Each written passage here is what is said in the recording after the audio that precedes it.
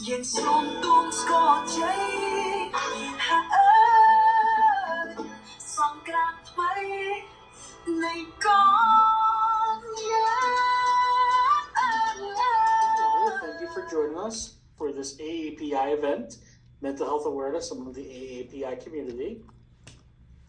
I'm going to pass it along to Vivian.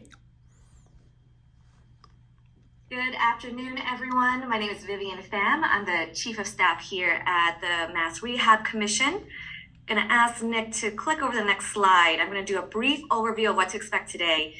The next slide, please. Perfect. So we're going to have some opening remarks from our commissioner, and then turn it over to Andrea Che to introduce herself and the great work and leadership she's provided for us.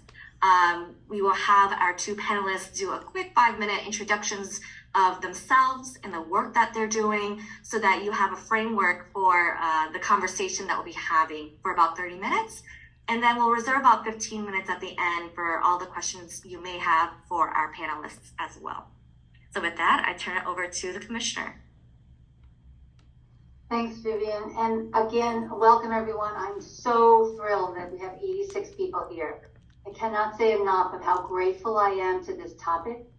I think you all know how important mental health awareness is to me, as well as to all of us in where we are in our country.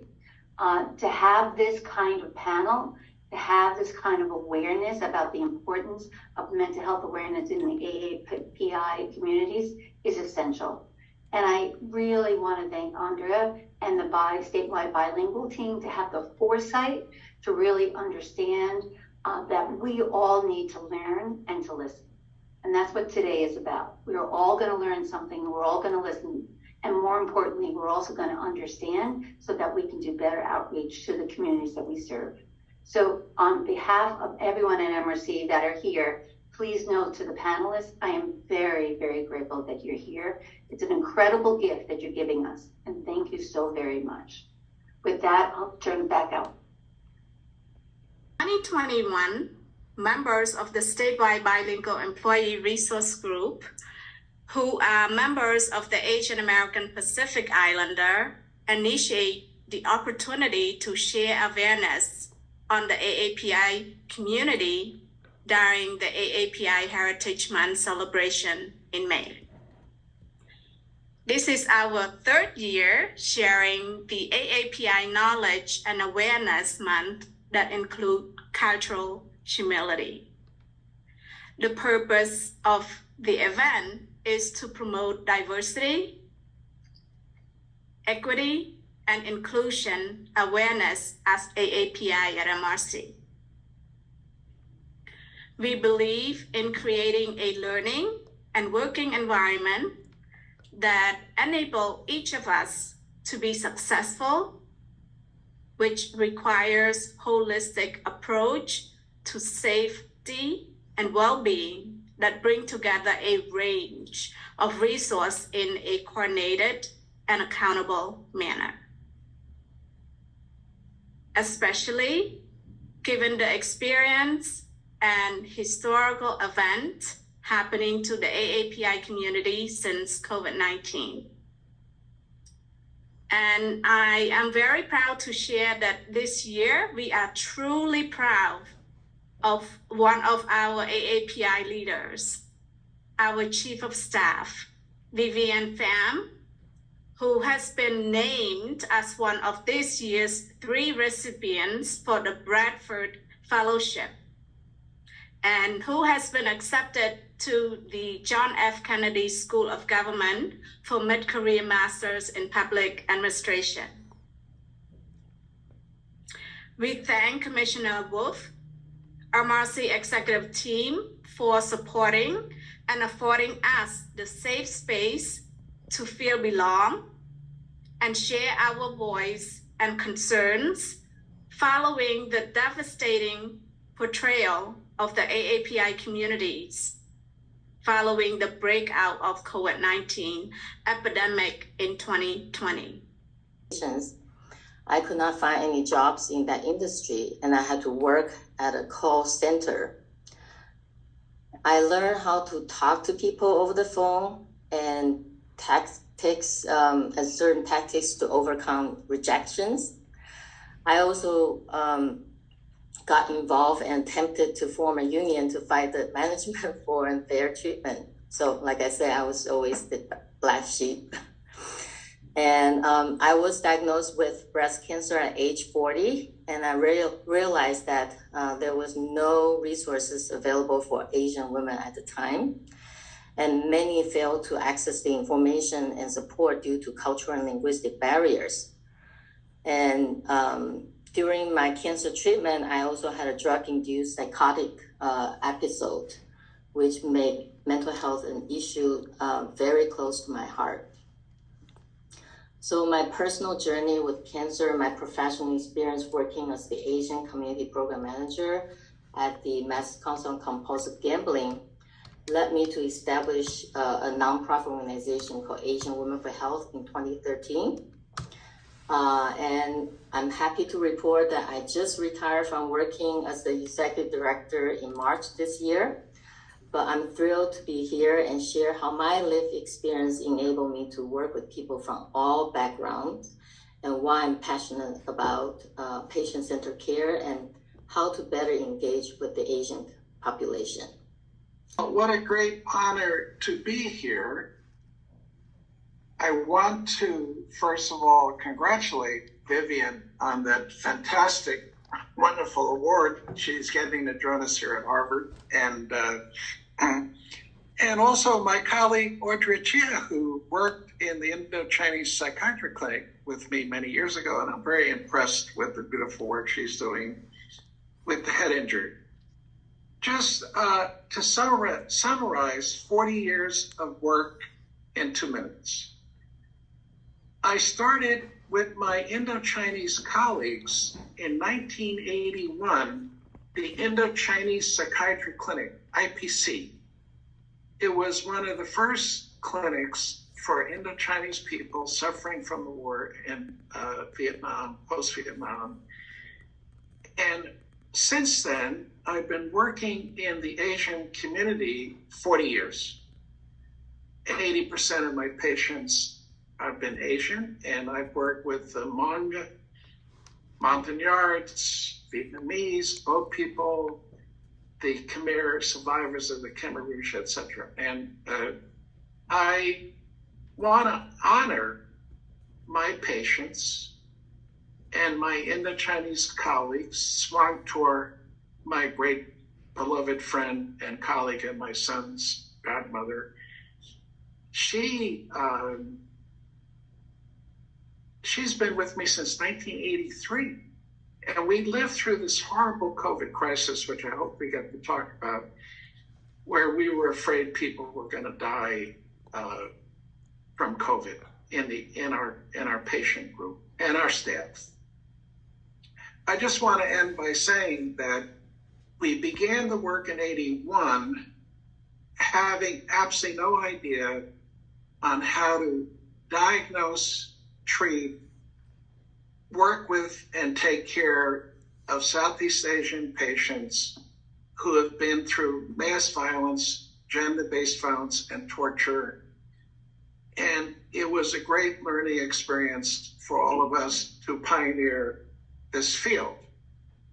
And so I want to thank the patients.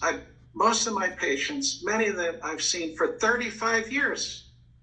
We've been together for 35 years. I've worked in Cambodia, the refugee camps, with our program, Harvard program. We're working in Ukraine now. We've been all over the world, but here in the greater Boston area, United States, we primarily work with the Asian community, and it's been a wonderful experience.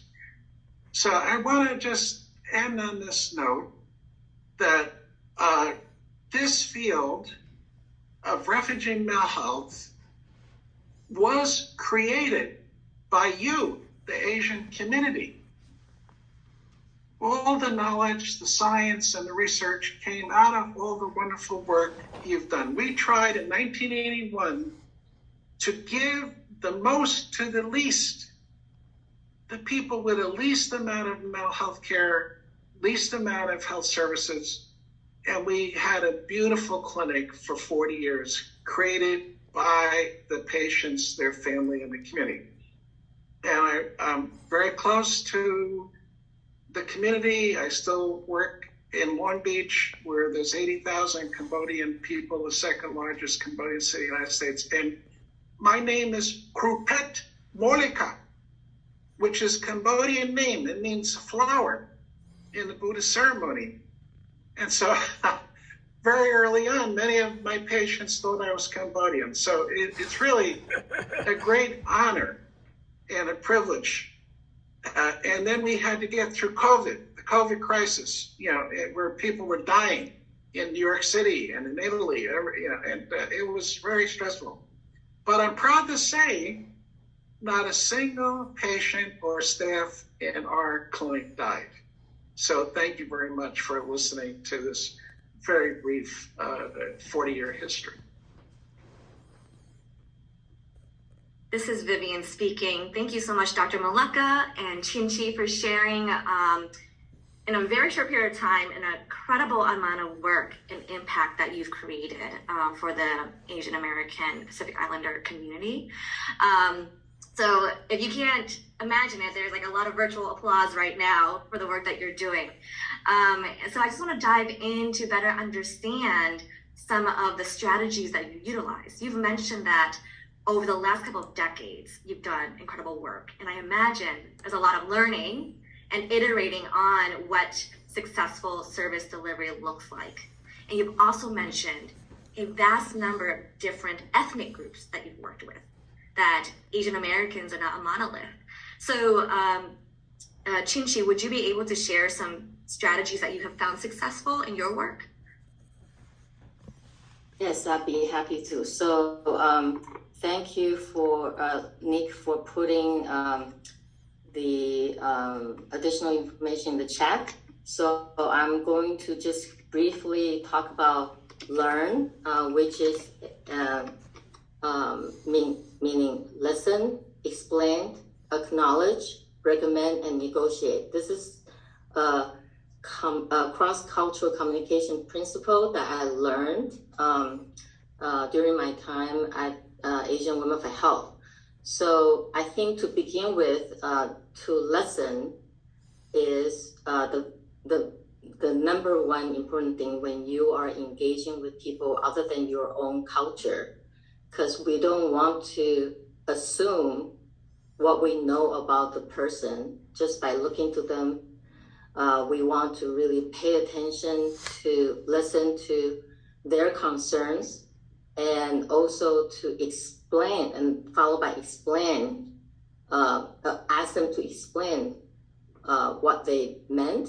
And then we want to acknowledge their feeling, their perspective, and then we can meet them in the middle ground to recommend appropriate treatment options or resources. And then we can negotiate with them to see how we can meet them in the middle. Because I'm sure many of you, when you're working with the Asian community, you might sometimes find out that we, as Asian Americans, we have a very different approach or idea about health or how to take care of ourselves. So I think the Eastern culture is more like holistic. We're trying to find the root cause and not just treating the symptoms. So, and also as a cancer survivor, I know that many Asian Americans, prefer to use alternative medicine than the Western medicine to treat cancers. So just wanted to use this as an example to illustrate how we can work with people other than our own culture. Thank you, Chinchi. And Dr. Maleka, your work has deep research in it, and you've mentioned a couple of things in terms of how to engage with folks. Can you speak a little bit more on that and what has been successful for you? Yeah, well, first of all, Chinchi, I want to thank her. She's a great example of what works, is having these charismatic leaders in the community. And there are many in your community, many charismatic leaders in the Cambodian community, Vietnamese community, Chinese community, etc., and Laotian community.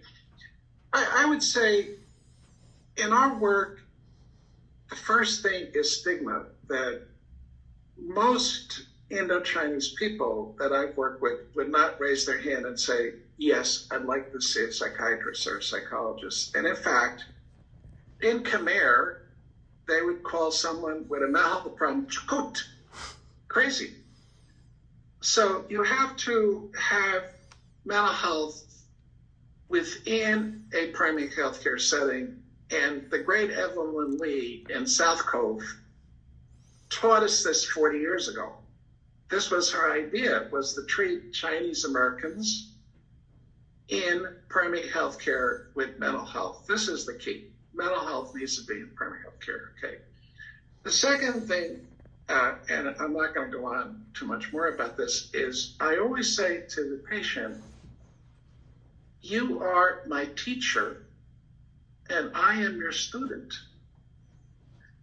And they go, yeah, but you're the coupette, you're the doctor. I said, yeah, but you know more about your experience than I would ever know, from a cultural point of view, from a personal point of view, family point of view. And they smile. And then they tell you everything. They love teaching the doctor.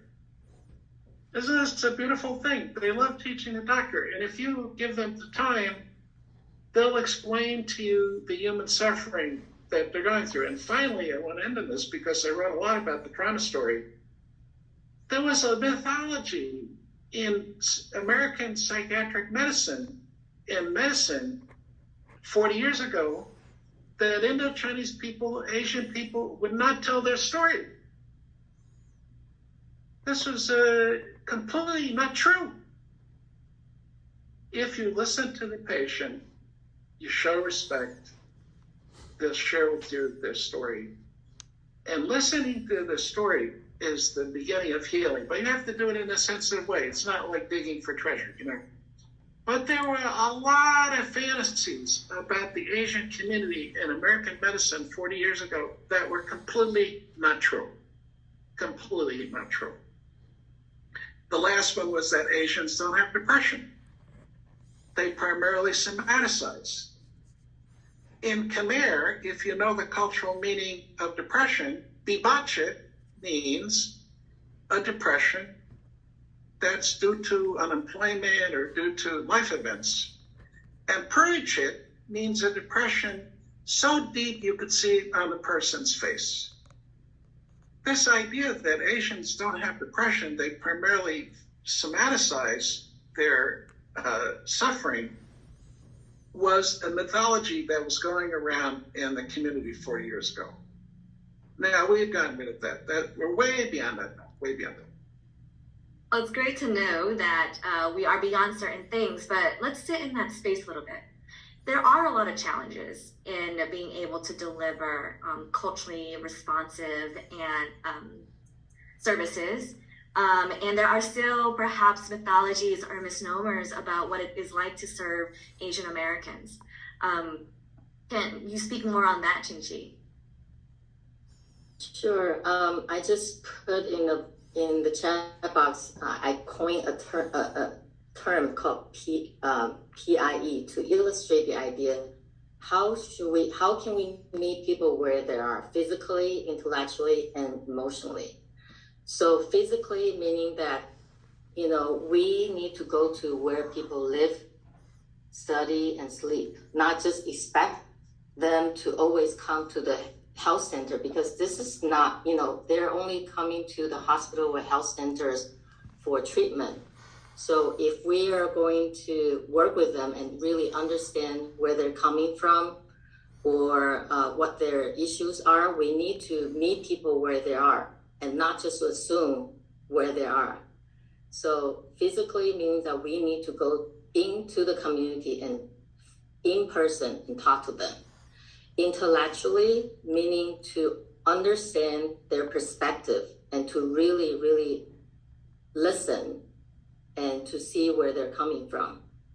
Then emotionally, once you understand how their lived experience shaped their behavior, their attitude, then you can work with them to develop acceptable or culturally responsive care and support. So I hope that helps.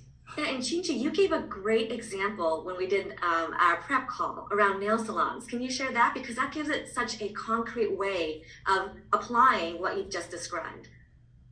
Sure. So at Asian Women for Health, we had a nail salon initiative where we send our outreach community health workers to the nail salons and actually talk to nail salon technicians during their breaks, because we know that many Asian women are exposed to toxic chemicals, like working the nail salon or restaurants or hotel industry.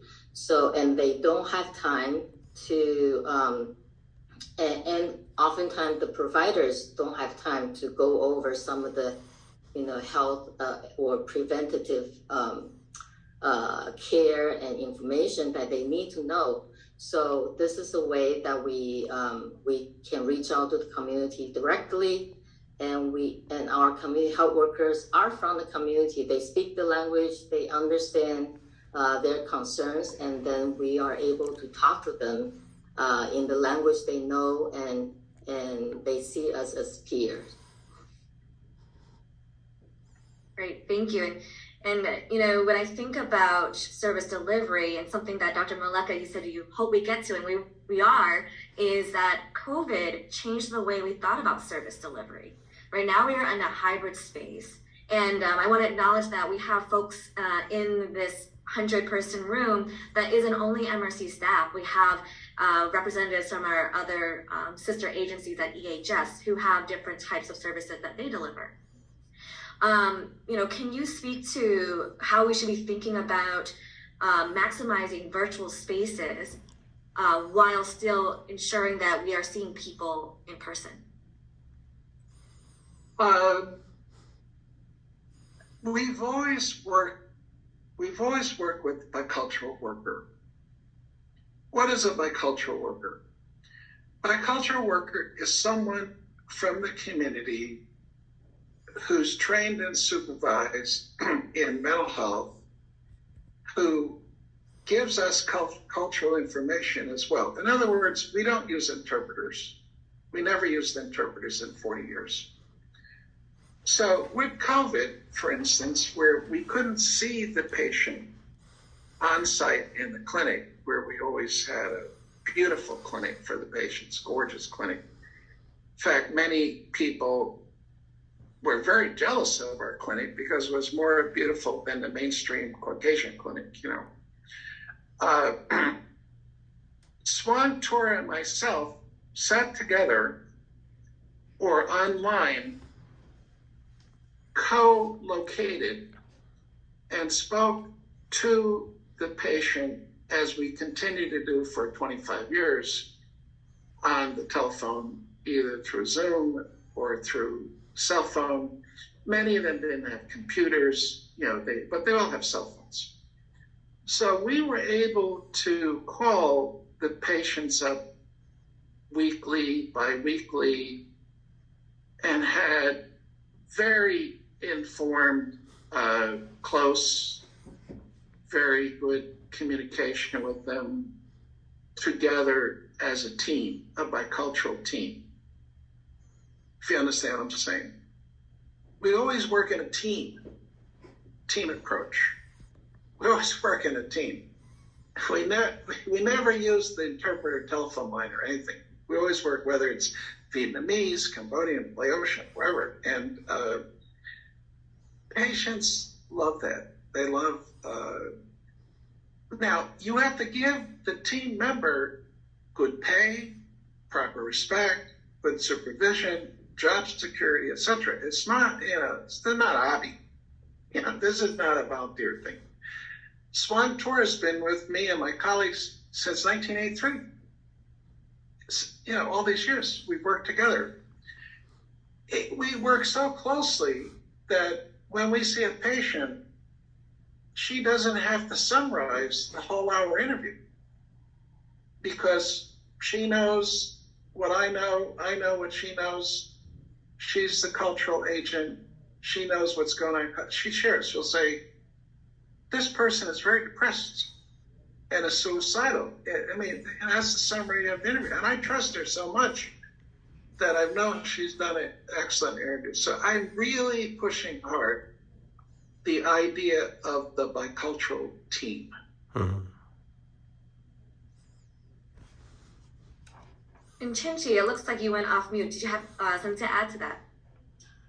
Yes, so I just put in the chat box that when we are doing virtual events, we need to be aware about the digital divide because not everyone have internet access or they're savvy about technology.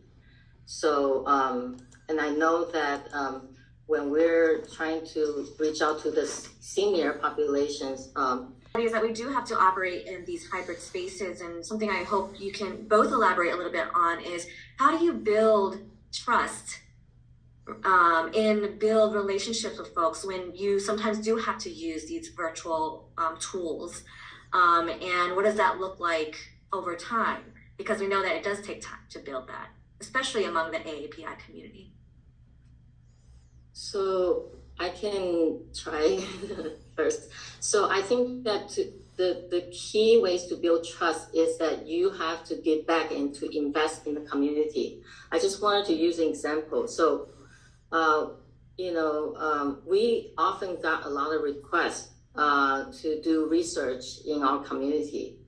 But oftentimes I feel like people, especially the academic institutes, they just they got the funding, but they did not involve with the community from the beginning. So oftentimes when they come to us, they come up with the questions or a project that's really not to the best interest of the community, and also they are not involving us from the beginning.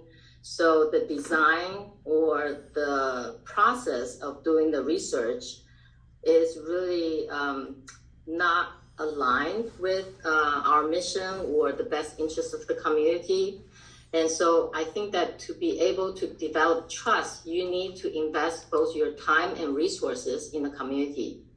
You need to work with the community and to find out what they care about, what are the true issues, not issues that you dream about in the ivory tower.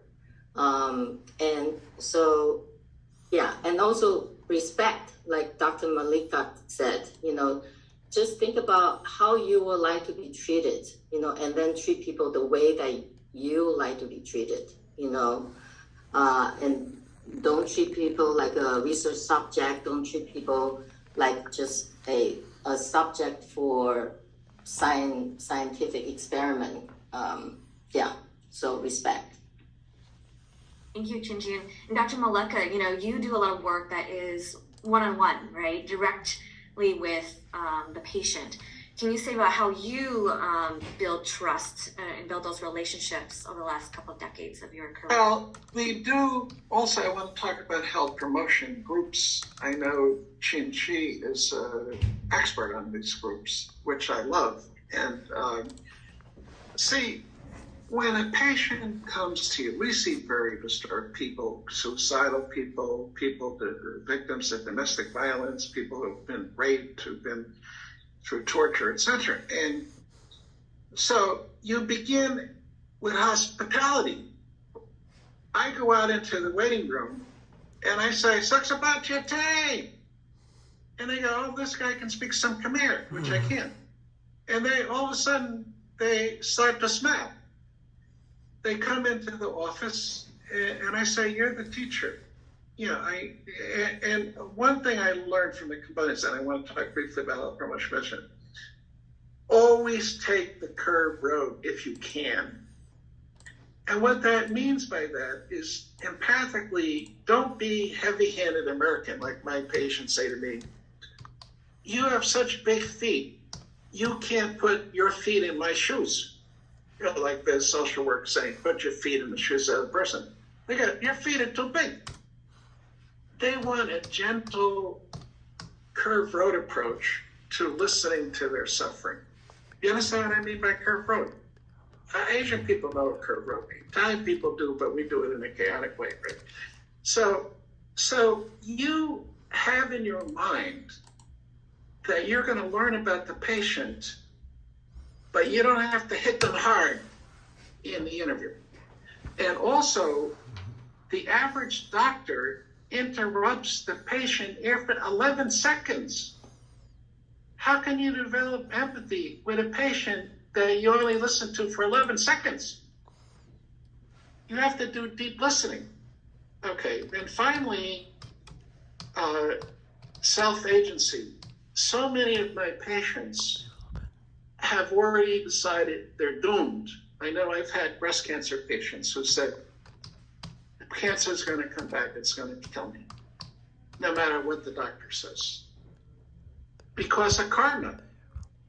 So I always say to the patient, do you think you're going to get better?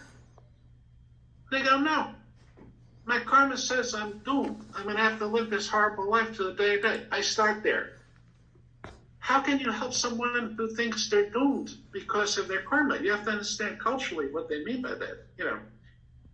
And finally, trauma creates long-term health problems in the short term. So if you have mass violence, torture, you're a Khmer Rouge survivor, you're a Vietnamese woman, etc., you know, 25 years later, you're going to get heart attack, breast cancer, heart disease, it goes on and on. I think every person who's been through trauma in this community needs health promotion. And health promotion is a way of building in wellness. Now, let me just end with this. Patients in the Asian community love education. They love it. I ran a health promotion group with Swan for 10 years with people with uncontrollable diabetes. At the end, they had no cholesterol, no hypertension. Diabetes was way down, was normal. They were doing great with the diabetes, had good diet, exercise. They were, not a single one had a stroke or a heart attack or cancer. And they never missed a meeting. 90 minutes a month for 10 years. They love education. They love education. Right, Chi-Chen? They love education. That's the miracle of your community. People love education. It's joyful to them. Yeah, I always joke and I said that it's, you know, when people complain that Asian community are hard to reach, I always cringe and I was like, it's not we're hard to reach, it's we're hardly reached. Because if you know how to reach us, if you know how to use the population's specific channel, communication channels, then you can reach a lot of people. And then Dr. Malik is right, you know, we love being educated. We have high regards of teachers and educators, yeah. I had patients from 40 years to 85 years. And the 80-year-olds, they were 75 when they said, they never missed. So the age thing is not true either, that the old people, old Asian people, they're so traditional. But let's be honest, for them to understand the concept of hypertension took 1 year. 1 year of 12 meetings, because they are not scientifically oriented that way. And they love, if you bring out a blood pressure cuff in a machine, they go crazy over it. I had an 85-year-old who took her blood pressure every day. And all of a sudden her blood pressure got normal and she didn't have a stroke. That's the beauty of the community. I love the community. They love education. My son, whose godmother is Cambodian Swan, he had them do terrariums, make terrariums, and they went wild over that.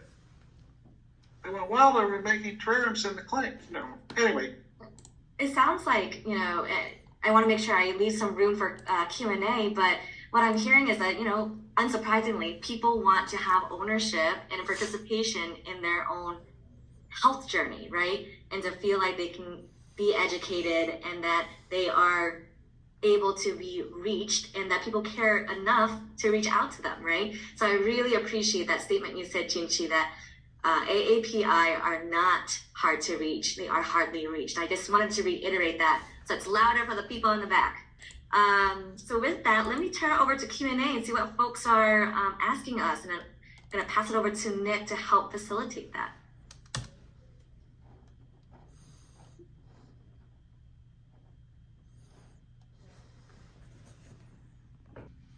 That they go home at night and they can't sleep at night. It's very damaging. Yeah. So in our clinic, we hear many very scary things. The interpreter, Swan, who's the bicultural worker, she'll say that to me. She learned. She goes, "This was so depressing. I couldn't sleep last night hearing this story." And then we work together in supervision. The other thing is, I like to see our colleagues like Audria get ahead. In other words, if you give time to the community in our clinic, we want to promote your professional development. Bottom line, Swang is not just a telephone. She's a friend, a colleague, a fabulous clinician, an empathic person, and I want to make sure she has a good job, a good career. She's lectured all over the world, and she's been with me many, many times at Cambodia in the refugee camps. We went together to site too, We wouldn't be here today without our colleagues, and we have to give them the credit for that, the pay, and the professional development. I'm really big on professional development. Now we know Vivian is going on to K schools. This is fantastic, So I can't say more than the fact that all of our young colleagues have to develop, and they need supervision and they need mentoring. I'm still mentoring people who were in the clinic 40 years ago. That's great. Thank you so much. We have Rabia with her hand raised. Rabia, would you like to speak and ask your question?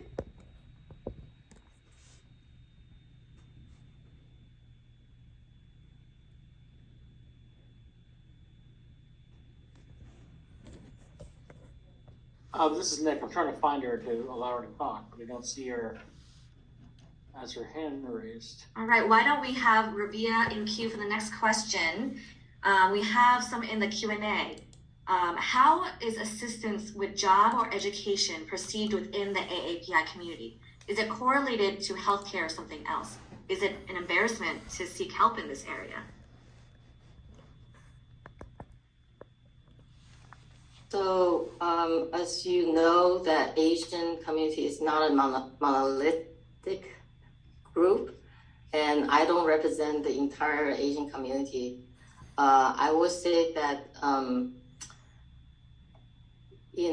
it's usually, I don't know if folks heard about the model minority. It's a myth, and the model minority means that Asian Americans are supposed to be healthy, wealthy, and well-educated. So sometimes I find that there's certain Asian Americans internalize that and, put a lot of pressure on ourselves, so we don't want to be the burden of the family. We don't want to bring shame to our family. So it's very difficult for us sometimes to ask for help or support. Yeah, but again, I think that this is case by case. Yeah. Thank you very much. I have Abigail with her hand raised. Abigail, you are able to unmute yourself and ask your question.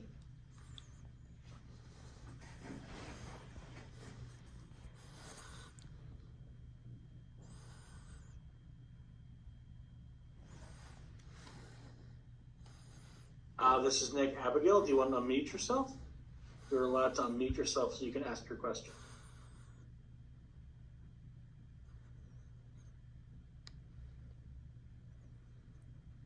Okay.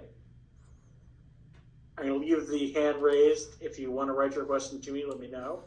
We have another question. Oh, we have another question in the Q&A box. We'd like to know what kind of support is, how can our staff at MRC help support this work in the AAPI community, whether it be our vocational rehabilitation team or our SHIP team. How can they take this work into the community?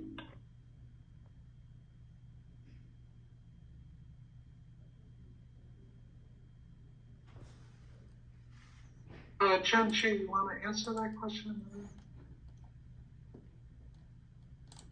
I think that you mentioned it already. I think that to have this kind of conversation is a great start, and then to really invest in the community and to do the training on how to better serve Asian population, and also to hire more people from the community. So so the patient will feel like they're working with people who look like them, think like them, and speak the language.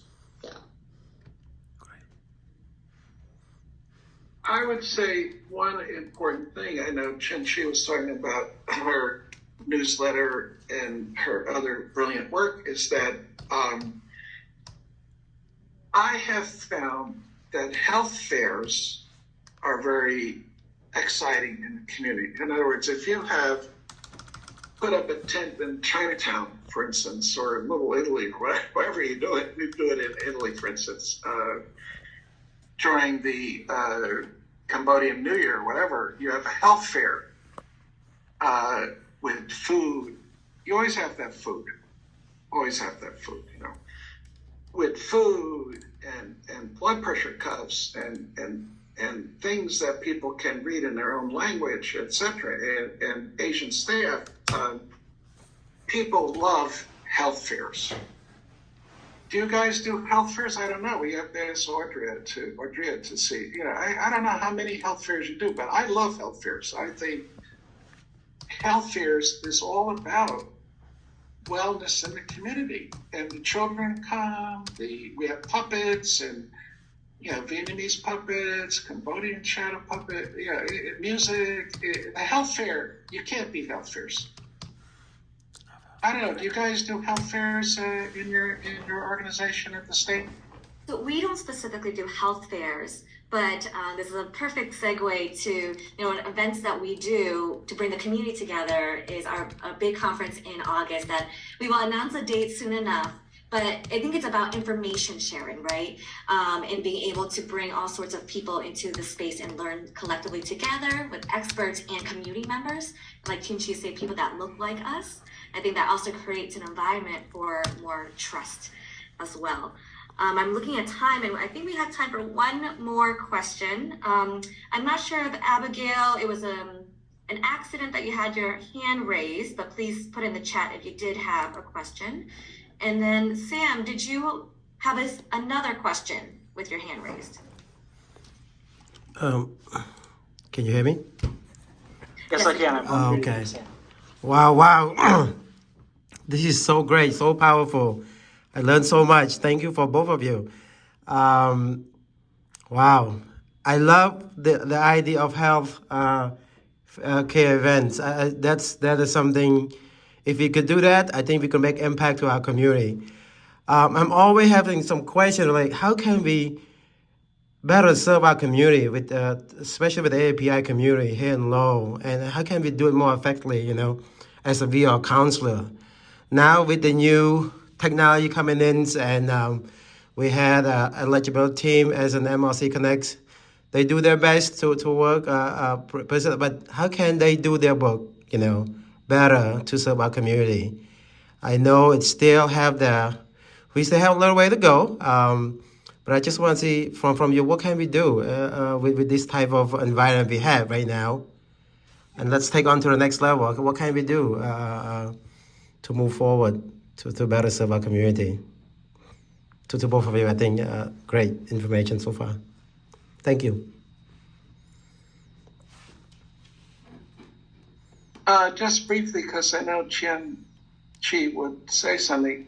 I think that health fairs, we're planning one in Long Beach now, where there are 80,000 Cambodian people, second largest city in the United States. And I think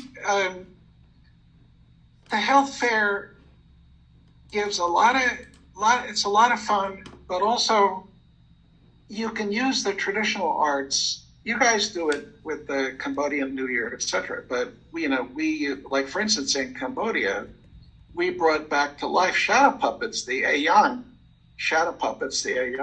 and because the shadow puppet masters and the shadow puppets were killed by the Khmer Rouge, they eliminated the shadow puppets, And we had the shadow puppets in the small villages teaching against domestic violence.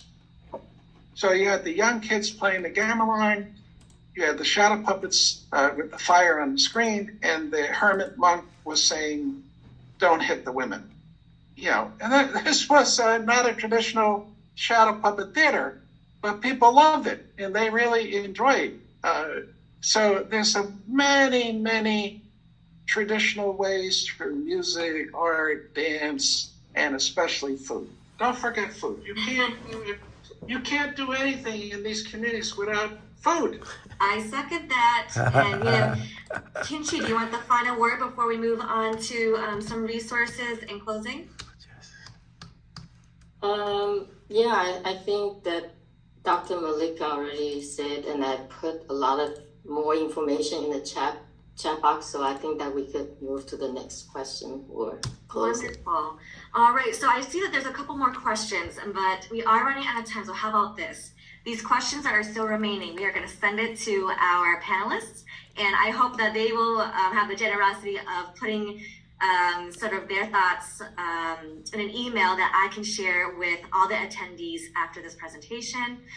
So I want to make sure that we share this amazing resource that is free, and this Saturday, there are specific sessions on many of the questions that you all had, especially questions that folks had submitted previously. So make sure you register for it, and you do get CEUs. I will also note that Dr. Malika's team has shared additional resources, particularly around bicultural worker and so on, that we will share with all the attendees as well sometime tomorrow. So with that, I just really want to thank our panelists. I want to thank Audrey Che for being an incredible leader, and I, like Dr. Malika, has nothing but amazing things to say about Audrey. And thank you to all of our EHS sister agencies that participated with us today. Thank you so much. Take care, everyone.